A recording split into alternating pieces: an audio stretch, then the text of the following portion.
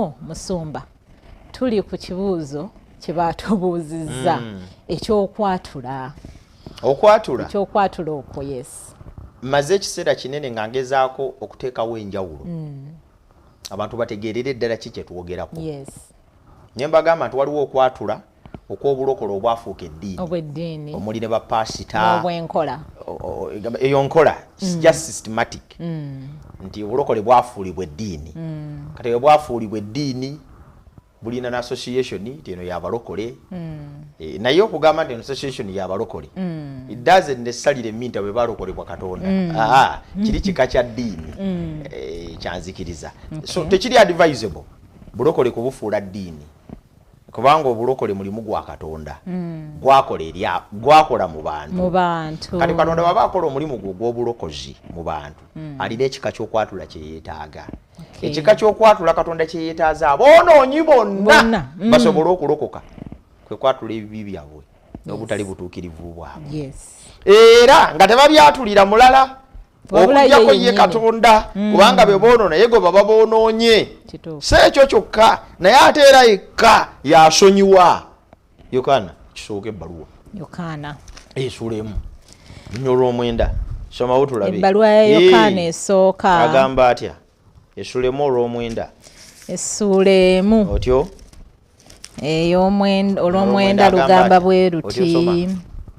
agambye nti bwe twatula ebibi byaffe ebibi byaffe ye wa mazima otyo era omutuukirivu okutusonyiwa ebibi byaffe n'okutunaazaako byonna ebitali bya butuukirivu. Ekigambo okwatula tekyawukanyizibwa na kibi. Okwatula okulokola kwe kwatula nga Mawulina yatudde bibiibye. Ekyokubiri twatulira Katonda. Ensonga gye nakuwadde kati ensonga ey'okubiri kubanga yekka yasonyiwa ate yanaaza wansi w'enjuba teri yasonyiwa ne bwemba nga nze nkukoze ekibi nojja noneenenyeza ntegerekese bulu ne bwemba nga Mawulina nzibye akasimuko okiwulira nenkwetonda neŋŋamba onsaasire nemugamba tumunange Mawulina akasimuko nkazizzo nsaasire ekyo tekinaazisaako kibi kubanga Mawulina tasobola kunsonyiwa kibi. Ekintwala ewa Mawulina si kusonyiyibwa bibi. Ekintwala ewa Mawulina kuzzaawo nkolagana. Kadozo twe Yesu lwaki Bayibuli egamba nti nga tonnaba kujja kuwaayo saddaaka sooka ogende eri omuntu gwe wasobya mutabagane. Kati okwatula ekibi wakati w'omuntu n'omuntu ekyo tukikola kutabagana. Naye enkolagana ebadde emenyese ne Mawulina kyava agamba musonyiwenga ababasobya. Kubanga oli bwajja n'ayogera ku kibi kye gy'oli ate n'otamusonyiwa ekigendererwa kya Katonda kiba tekituukiridde. Mwembi mulina omulimu ogw'okukola. Okitegedde ekyo? Ekyo nkitegedde musa. Kale nno okwatula okundeeta mu bulokozi kwe kwatula ekibi kyange mu maaso ga Katonda. Era kyava agambye nti ye wa mazima era ye mutuukirivu. Bibiri Katonda yekka yabirina yasobola okusonyiwa ekyo kimu ate yekka yayinza n'okunaazaako ekibi. Kati bw'ogenda n'oyatula nga toyatulidde Katonda nga toyatudde bibiibyo obeera oli mu kwatula kwa ddiini. Musumba Sowandisa ayagala kuyingiza mu kanisa ye. Olina wosanze abooluganda babuulira yaga nti Katonda okujja mu ddiini yaffe yimiira wano katuuto yatule. Ebyo okwatula okuyingira mu ddiini bwe baatule bayingire tetubayinaako mutawaana. Ebyo okuva n'olwaleero ndokose neeganya ekibi nga bwe yabiwandiisa awo. Nsoma teriyo kwatula nga togenda kuyingira ddiini yonna. Okwatula kwonna nga toyatula kuyingira ddiini naye ng'oyatula kuyingira nkolagana na Katonda osonyiwe ebibiibyo onaazibwe otukuzibwe kubeera kwatula kwa kibi kyo mu maaso ge. Kati okwatula okwo kwe kwatula kwensaba bannayuganda bonna baatule. Okwo wamala okukwatula kati genda oyatula ebyeddiini. Eddiini ebyokugamba soma bino wammanga olwaleero nze Mawulina nyaku z'omwezi kati bigondo yogere zisikufuddeeko naye oba toyatudde ng'okwatula kwa bayibuli kwesomesa bwe kuli biro yatulidde busa oyatudde kuyingira ddiini naye toyatudde kuyingira mu bulokozi Katonda bwagabira abantu obusonyise ekibi nekikunaazibwako yensonga lwaki buli muntu yenna agaana okwatula tagenda kusonyiibwa ngero 28:13 twagala tumalirizeeko awo 28:13 ngero agamba atya ngero 28 otyo 13 soma 28:13 agamba bwati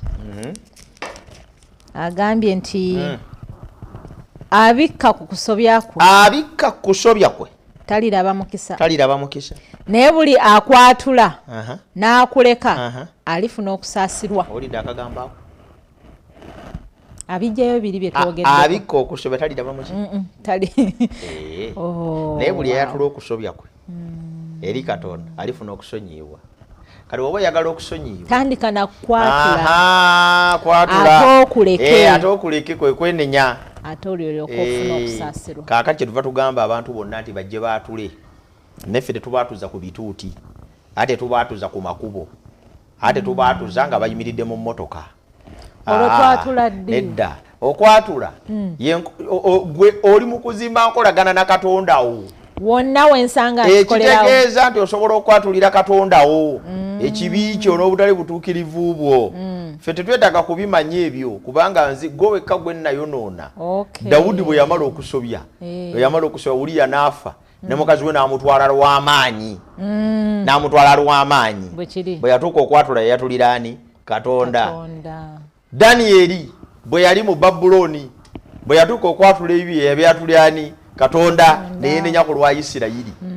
kati bw'owulira ng'oyagala okwatulira ekibi kyo muntu muno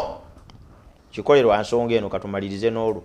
Yakobo 5:16 nakyo wakibuuzizza katono bannange kati ate olwo okwatula eri munnange bayibuli yekyogerako Yakobo 5:16 alina kyayogera nga kikulu agamba atya 5:16 agambye nti kale mwatulireganenga ebibi byammwe mwekka na mwekka musabireganenga mulyoke muwone okusaba kw'omuntu omutuukirivu kuyinza nnyo mu kukola kwako mwatuliraganenga ebibi byammwe mwekka na mwekka kyategeeza kiki nti mumwe bwe muba mwasobezza omulala njegeregese bulungi olw'okuzimba enkolagana emenyese wakati wo n'omuntu gw'osobezza mwatuliraganenga ebibi byammwe mwekka na mwekka confess ogambe nti mulinisaasira ne begaba amaka kyekifo abantu we balina okusinga okonfessinga confess to your husband, confess to your wife. Tibane kino nakikoze kikyamu bansonyiwe n'ebirala kuba enkolagana emenyeseewo ekireetesawo okukwatula okwo kuzaawo nkolagana naye enkolagana bwe batemenyesa toyatula awe nabuuziza wali musonga ne ŋŋamba olwo bwe mba omuntu namusobya naye n'atasobola kuntegeera nti namusobezza kubanga batugamba nti era mukwatula ate bw'okirekayo n'otakyogera obeera okoze ensobi so jangu owooluganda omugambo naye yadde tewantegeera naye nakuttira gundi ensonga y'okwatuliragana ebibi egendereddwamu ekintu eki kuzaawo nkolagana sireeta byakusajjula ate tosajjula nkolagana kubanga owooluganda abadde tamanyi muntu aba tamanyi akulinako emirembe ekyo yakyesonyiwa naye kakati abojja ne weeraga nti nze natwala ebibyo balonze yamukuba akabazzi nekufuula namwandu kati abadde tabiriko olaba otudde kakati awo ozimba nkolagana oba omenya nkolagana anti olwo kati njagala kujjawo buli kimu ate oggyewo ki awo nze ndaba otandise butandisi olina byotandise Katonda tatutumangako kugenda kusajjula nkolagana na bannaffe oli bw'aba teyamanya nti wamukola ekikyamu kyenenyeze Katonda kuba Katonda gwe wayonoona katozanko musanga eri muganda wo bw'aba nga teyamanya naye bw'amanya gyeregese bulungi enkolagana olwefudde kati awo genda omutegeeze mwetondere agambe nti si kwetonda kokka ne bwe mmala okwetonda musabiragane wabaawo n'okusaba buli omu nakkaanya ne munne amaziga ne mugakaaba olw'okwenenya buli omu n'avaawo ng'omutima gutowolokose kati ekyo kye bayita okwatula okw'abantu n'abantu era kyabulabe ennyo okugenda okugamba nti ogenda kwenenyeza Katonda nga munno omulese wali mumaziga akaaba ogenda nomuyitako enkeera agambe kale omusajja oyo eyabba ettaka lyange buli muntu lwakusangako nti gwe wabba ettaka lye nyoba nga tomwenenyezanga ewa Katonda tomala biseera kubanga watta enkolagana enembasi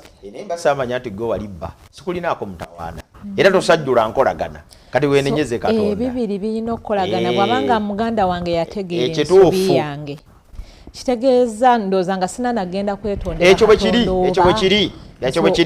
actually kiri kyekyandisoose nsooke wa muganda wange otabagane ne munna ate kati okwenenya eri Katonda kukola amakulu oyinza togamba nti weenenyeza ekibeera kikuluma nga toyinza nakukitegeeza munno gwe wakikola nti amusore if you can't say amusore to a human being gwokoze ekibi oyinza togamba nti amusore before God musumba nga bikalubye ebikaluba ndabawoka ebikaluba naye tewali mutawaana omukristaayo yenna yeenenyeza mu mazima n'aleka ekibi kye ayatula kasitoli abanga yamanya nti wamusobya tekikaluba ekikaluba era ekitaliyo kwegenda n'ogaa nti munne omwana wenze yamufunisa olubuto kakati era ssebo munne mu baana bano boolaba abataano be nakuzaalira olinamu omu ate yasooka kakati nkusaba onsonyiwe nezza okwenenya mu linnya lya Katonda ndi bali abanna neiba musumba olese ekigambo ekizibu ennyo ekyo simanyi otugenda kukikola kubanga ate era nga kyetaagisa kubanga ekifaananako bwe kityo tekyekweka kakati amaka era kirwedda kakati amaka kakati bwe kivaayo nekitegeerwa bwe kiba tekivuddeyo kati obuvunaanyizibwabo olwo kati obwetisse okwetonda bwe kiba nga tekivuddeeyo tukirinde mu maziika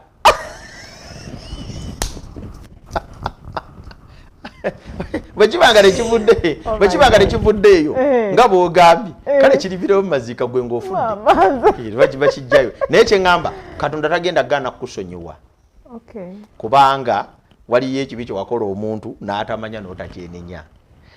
n'otakyenenyeza ye temutandika kusatuula maka ng'otandika okugamba bbaawo nga bw'okola ki nga bwe byasoba nga bwe byakola bitya kakati bw'otandika okunnyonnyola ebintu ng'ebyo nga tebyamanyibwa amakotta matte abaana obafiiriza n'ebirala okuggyako nga waliwo ensonga lwaki kiteekwa okwogerwa kubanga munnaakoseddwa oba agenda kukosebwa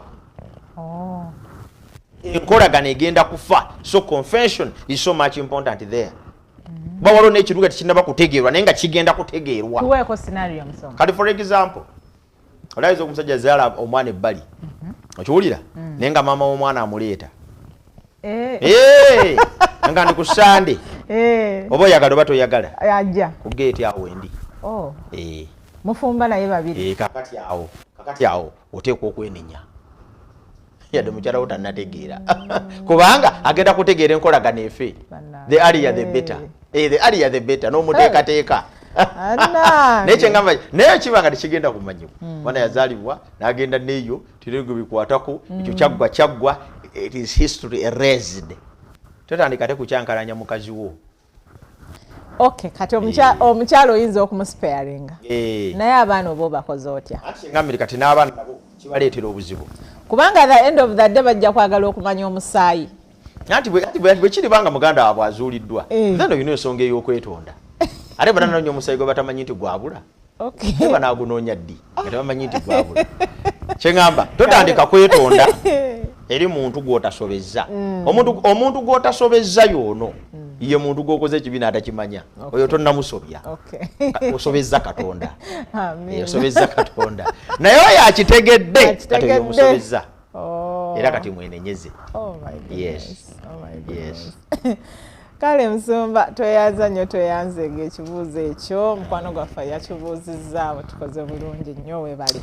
kitugaziyiza nno ne kituwa ku kifaananyi ekigazimuuko naye era kyekirubirwa kyaffe bw'okutereeza enkolagana yaffe ne Katonda atugambye twatule